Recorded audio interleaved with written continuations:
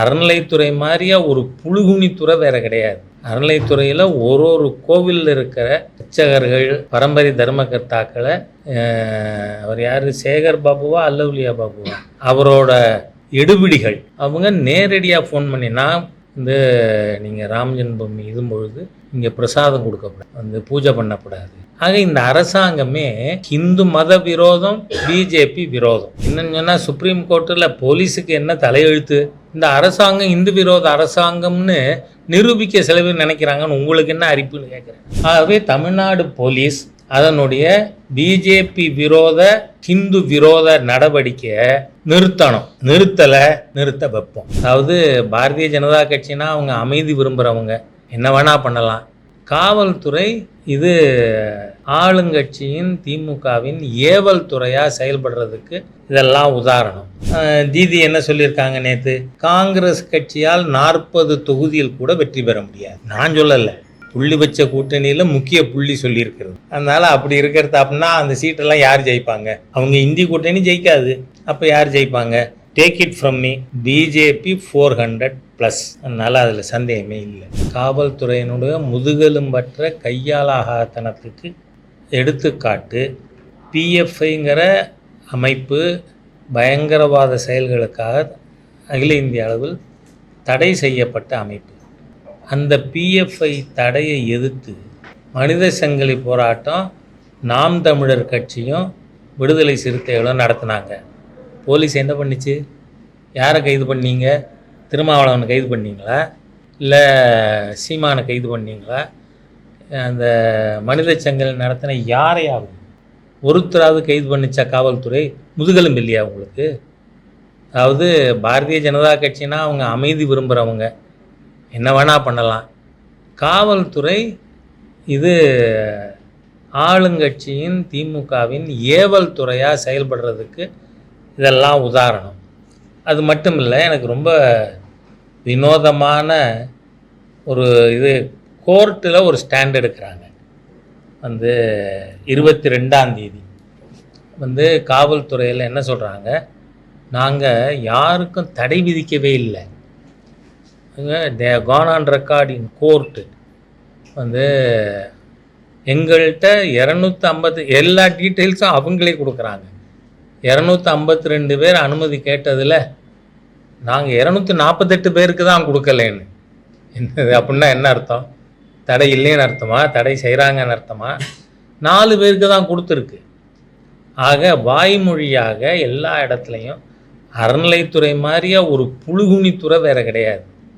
அறநிலைத்துறையில் ஒரு கோவிலில் இருக்கிற அர்ச்சகர்கள், பரம்பரை தர்மகர்த்தாக்களை, அவர் யார், சேகர் பாபுவா அல்லவுலியா பாபுவா தெரியல, அவரோட எடுபிடிகள், அந்த துறையில் இருக்கிற அதிகாரிகள் அவங்க நேரடியாக ஃபோன் பண்ணி, நான் நீங்கள் ராம் ஜென்மபூமி இதும்பொழுது இங்கே பிரசாதம் கொடுக்கக்கூடாது, பூஜை பண்ணக்கூடாது அப்படின்னு அவர் எழுத்துப்பூர்வமாக கேட்டிருக்கார்.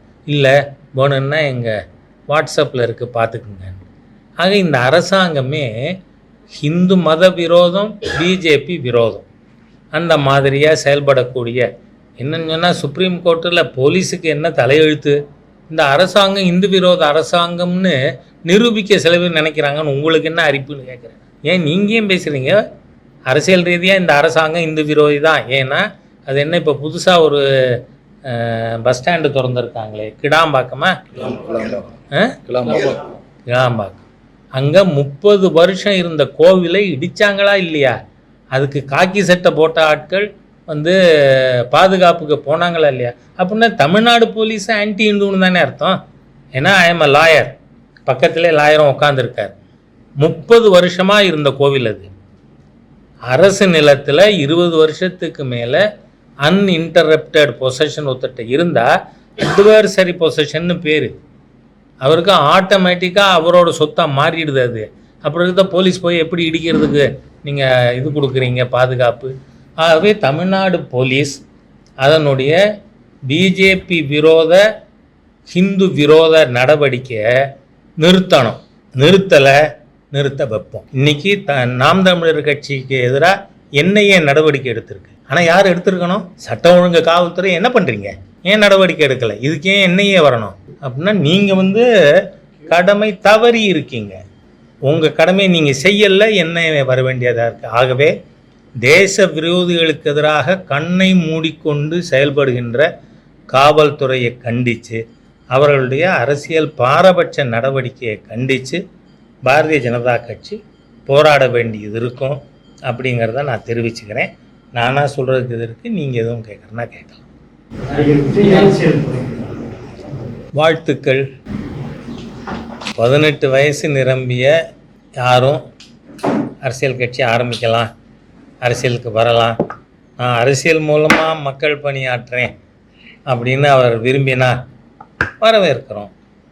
என்ன, அவர் கட்சி கொள்கை அதெல்லாம் இருந்து அவர் பல அரசியல் பிரச்சனை நிலைப்பாடுகள் அது எடுக்கும்பொழுது தான் நாம் வந்து விமர்சிக்க முடியும். இப்போ அரசியலுக்கு வரேன்னு சொல்கிறத இந்த வரவேற்க வாழ்த்து.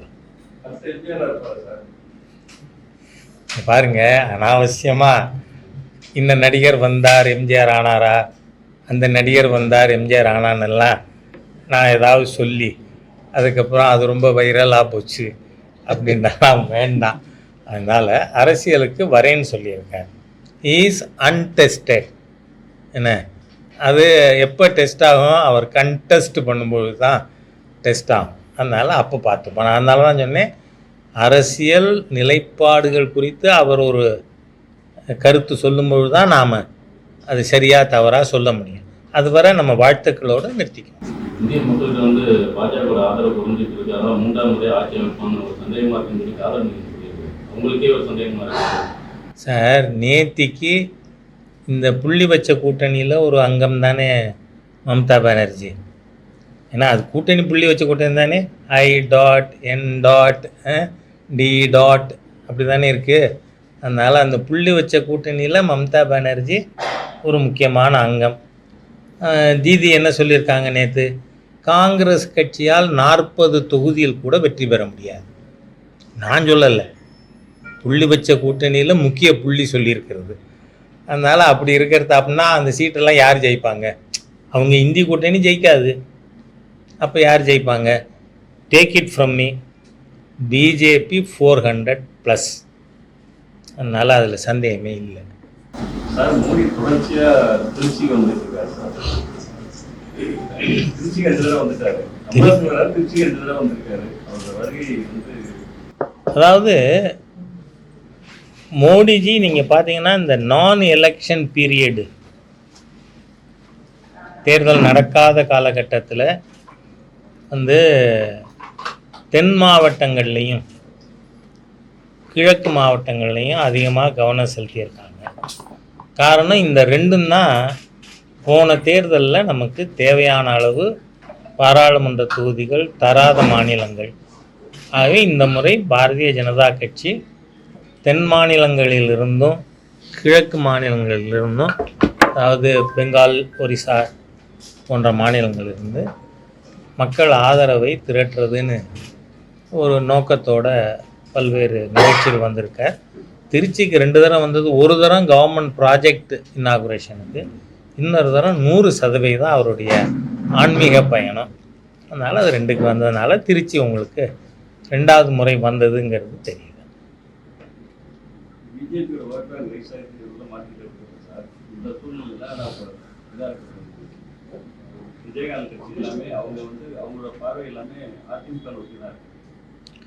நான் என்ன சொல்கிறேன், அரசியலில் பல்வேறு விதமான கணக்குகள் இருக்குது. இப்போவுமே நீங்கள் சொல்கிற மாதிரியாக அந்த பக்கம்தான் அப்படின்னும் அவங்க எந்த முடிவும் எடுக்கலை, டிசைடு பண்ணாத இருக்காங்கன்னு வேணால் நான் ஒத்துக்குவேன். நான் ஒரு 3 நாள், ஏன்னா இடையில்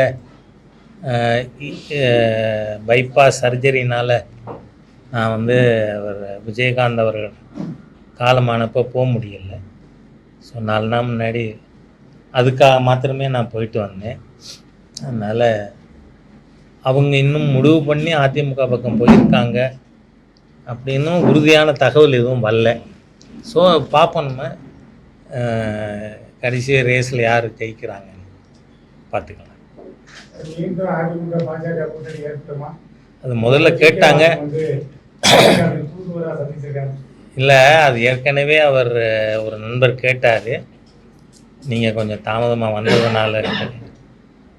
பிஜேபியை பொறுத்தவரை it's an all India party. இது இந்த விடுதலை சிறுத்தை மாதிரி மாவட்ட கட்சியாக இருந்தாலோ அல்லது திமுக மாதிரி மாநில கட்சியாக இருந்தாலோ இங்கேயே சென்னையில் இல்லை கடலூரில் முடிவெடுக்கலாம். பிஜேபி அந்த மாதிரி பண்ண முடியாது. எங்களுக்கு we have got our own procedure of deciding on alliances. அகில இந்திய தலைமையும் பார்லிமெண்ட் போர்டு தான் முடிவு பண்ணணும். பிசிகே மாநாட்டில் நிறைய 34 தீர்மானங்கள் வந்துருக்கு சார். அதில் வந்து மெயினாக வந்து தமிழகத்தில் வந்து எல்லா தலைநகரம் மாற்றணும், ரெண்டாவது ஆளுநர் பதவி தேவையில்லை அப்படிங்கிறது தான் மெயினாக சொல்லியிருந்தாங்க. எதிர்கட்சியில் இருந்தால் ஆளுநர் வீட்டு வாசல்லே பழி கிடப்பாங்க. ஆளுங்கட்சி ஆகிட்டா இல்லை ஆளுங்கட்சிக்கு அப்பண்டேஜ் ஆகிட்டா வந்து கவர்னர் வேண்டாமாங்க. நீங்கள் எதையும் டிசைடு செய்கிற இடத்துல இல்லை. திமுகவே இல்லை, மாநில கட்சி.